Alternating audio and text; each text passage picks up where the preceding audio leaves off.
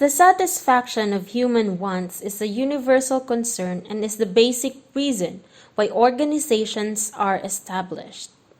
Limited resources and the ever-increasing demand for food, shelter, security, and other basic necessities drive people to devise or use means to ensure that the right moves are undertaken to satisfy those needs.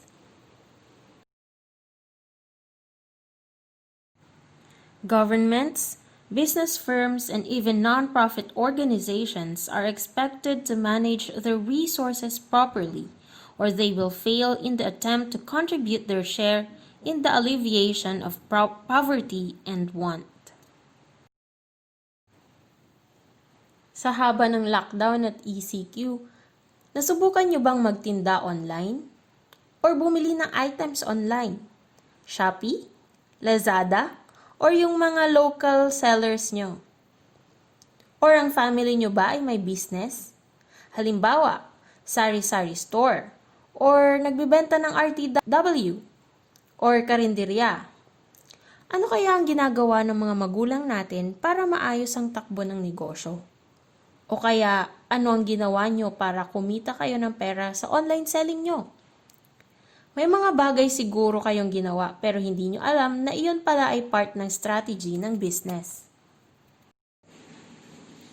After this lesson, you will be able to define management, identify the scope of management, explain the importance and effectiveness and efficiency in organization, describe characteristic of managers, examine the skills required in managing, identify the various roles of manager, explain the basic principles of management and organizations, and understand the importance of educating managers.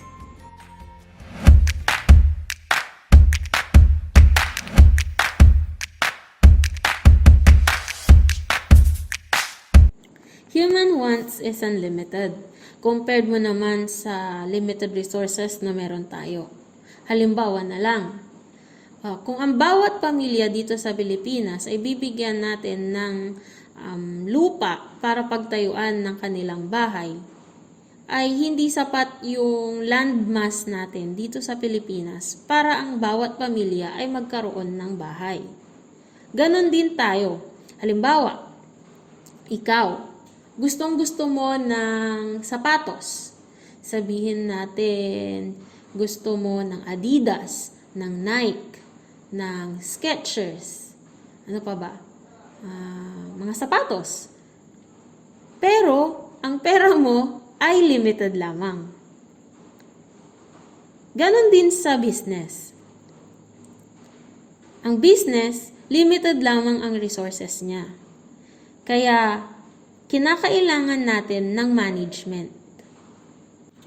Ano nga ba ang management? Management is the process of coordinating and overseeing the work performance of individuals working together in organizations so that they could efficiently and effectively accomplish their chosen aims and goals. It may also be defined as the achievement of organizational objectives through people and resources. And the resources that we are talking to here, ang example nun ay ang land, building, machineries, capital. So those are some of the examples of resources that the business use to accomplish their organizational objectives. Okay, the first function of management is planning. It involves determining the organization's goals or performance objectives, defining strategic actions that must be done to accomplish them, and developing coordination and integration of activities. It is also the process of establishing objectives and suitable courses of action before taking an action. So, let's give an example. Gawin nating personal yung example. Kayo, for example, you have set your goals to become an engineer. So, what is the course of action that you need to take in order to become an engineer?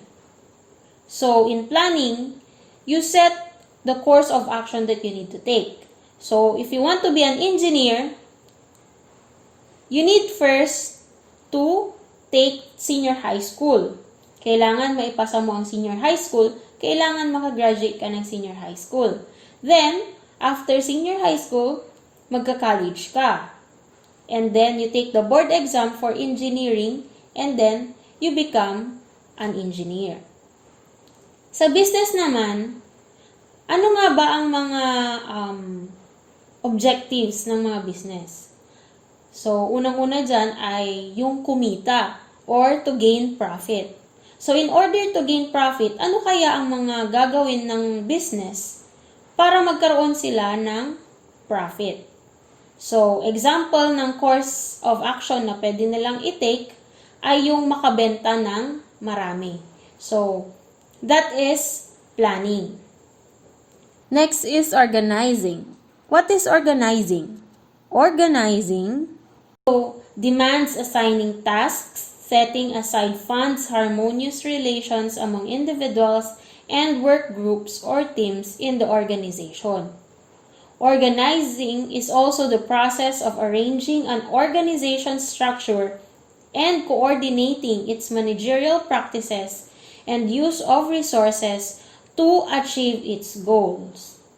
So, ang organizing is you arrange yung organization mo or yung mga resources mo in order to achieve yung goal mo. Okay? Next is staffing. Indicates filling the different job position in the organization's structure. The factors that influence this function include size of the organization, types of jobs, number of individuals to be recruited, and some internal and external pressures. Staffing also refers to the process of recruiting, placing, training, and developing personnel. So, staffing, halimbawa sa business, ikaw ay mag-a-apply. So, ito ay isang management function kung saan sila yung naglalagay ng mga tao doon sa mga position na angkop doon sa mga skills nila. Kasama din sa staffing yung pagtitrain ng mga personnels or ng mga empleyado nila. The next function of management is leading. This entails influencing or motivating subordinates to do their best so that they would be able to help the organization's endeavor to attain their set goals. Leading is also the process of directing and influencing task-related activities of organization members. Controlling. This is the next management function. It involves evaluating and, if necessary, correcting the performance of the individuals or work groups or teams to ensure that they are all working toward the previously set goals and plans of the organization. Controlling is the process of monitoring actual organizational activities to see that they conform to the plans or the planned activities and correcting deviations or flaws. So, controlling is all about comparing your plan to the to what is actually happening or what you are actually doing. So, for example, balik tayo doon sa unang plano ng business, yung pag-gain ng profit. And the course of action that we suggested is to sell. Sell, for example, 1 million of our product. In controlling, you compare your plan. Your plan is to sell 1 million of your product to what is actually happening. So, for example, what actually is happening or what the present situation of the business is that you are selling 900,000 products. So, ilan pa ang kulang mo? That is controlling. Tinitignan mo kung the courses of action is still conforming to your planned activities. So, kung 1 million ang plano or ang set goals at 900,000 pa lang ang nabibenta mo, makikita mo na kung ano yung mga next courses of actions na dapat mong gawin. Kasi kulang ka pa ng 100,000. So, those are the functions of management. Napag-usapan natin kanina that the management is the using of people and resources to achieve organizational goals. So now, what is an organization? Nasubukan mo na bang sumama sa isang organisasyon? Anong organization to? Let us now define organization. Organization is a collection of people working together to achieve a common purpose. So a mere grouping of people will not qualify as an organization unless it has some objectives to achieve. In order to do this, people in a group must interact, use knowledge and techniques, and work together in a patterned relationship. So we cannot escape the clutches of organization because when we go to school, for example, we reckon with organization running it.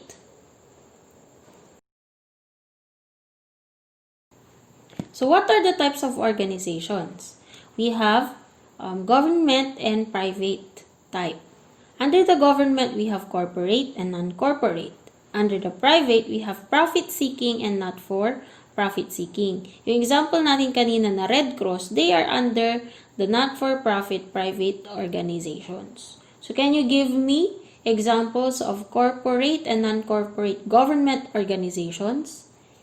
And can you give me profit-seeking private organizations? In the definition of management a while ago, we have met two new terms, which is effectiveness and efficiency. So what is effectiveness and efficiency?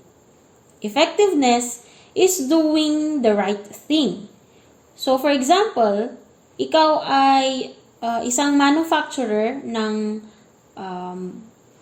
upuan, sabihin nating sofa. Kung pipili ka ng supplier, effectiveness is choosing a supplier na mabibigay sa iyo yung material at the right time at yung tamang quantity. Efficiency naman is doing things right. So, dun sa example natin kanina, ikaw yung manufacturer at naghahanap ka ng supplier. Ang efficiency naman ay yung kung kapag naghahanap ka ng supplier, pero yung cost associated doon sa pag-purchase mo ng mga supply ay too much or it's excessive, yung operation mo ay magiging inefficient. Efficiency is being able to yield the maximum output from a minimum input, while effectiveness is about accomplishing a task or producing a desired result. Another example to explain the difference of effectiveness and efficiency is when we wrap a gift. Effectiveness is when you wrap the gift using a gift wrapper. So that is basically how you do it. You use a gift wrapper. But efficiency is using a paper bag to lessen yung effort mo para mabalot yung regalo. We have heard the term manager a couple of times already. But what is a manager? Managers are responsible for the processes of getting activities completed efficiently with and through other people and setting and achieving the firm's goal through the execution of basic management functions. A manager is one who plans, organizes, leads, and controls the other individuals in the process of pursuing organizational goals. There are different levels of management. There are also skills required for a manager, and there are different roles that a manager needs to do. So, I'll leave a video link for the discussion of these topics.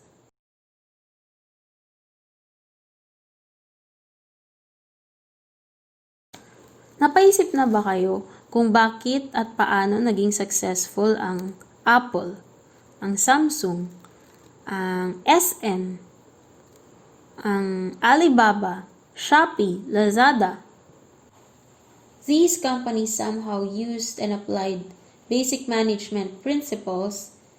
That's why they are so successful right now.